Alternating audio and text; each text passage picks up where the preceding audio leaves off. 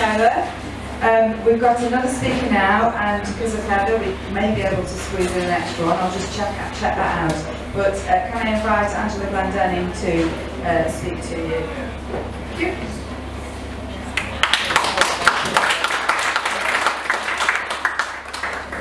I retired when I was 60. I took early retirement. And at my retirement party, my team gave me a T-shirt. And on the front it said, "Let's get on," and on the back, "Go the second mile." Seemingly, these were the words with which I invariably finished team meetings, although I didn't realise it.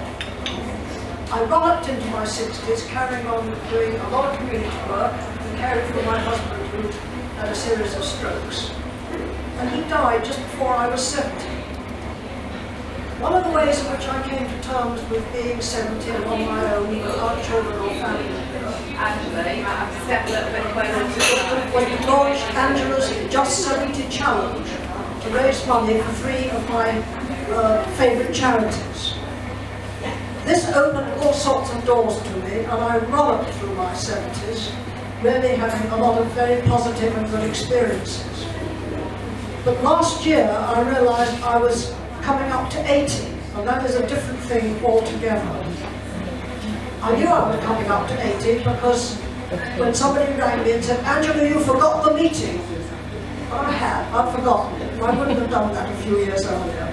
And I said to them, "If I forget a meeting, don't just ring me up and say you've forgotten the meeting.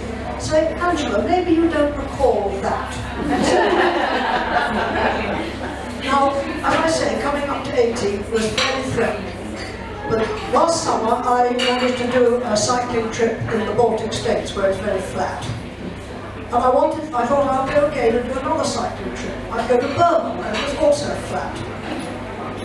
And I went through a website until I got to confirm, and then discovered I couldn't sign up unless I had a doctor's certificate. And I felt extraordinarily affronted and indignant about this, and thought I'm blown if I can get a doctor's certificate. And I in fact ended up cancelling the holiday. And it was at this point that I realised that there's an element when you become 80 where there's going to be slippage of one kind or another. You know you're not going to be as competent as you were, because little signals tell you this. And for the first time ever, I think, I really spiraled into the miseries of September, October, November. And on December the 12th, I was 80. I made no plans to celebrate my 80th birthday, and I had nobody to make plans for me. And I started missing my husband in a way I hadn't before. And then on my actual 80th birthday, my brother died. This seemed to me to be the sort of the death knell, and I really felt I was limping along. I think I've survived that period. I've just been to Ethiopia to visit a trust where I'm patron. It's my 5th visit. I cope pretty well. I met a lot of the young people who used to call me mother and now call me grandmother, and that's okay. And on the way here this morning, I was thinking about the things that I know I'm not going to be so competent at as I was before. And I thought, there's only one thing to do in this situation, and that is to continue to get on and go the second mile.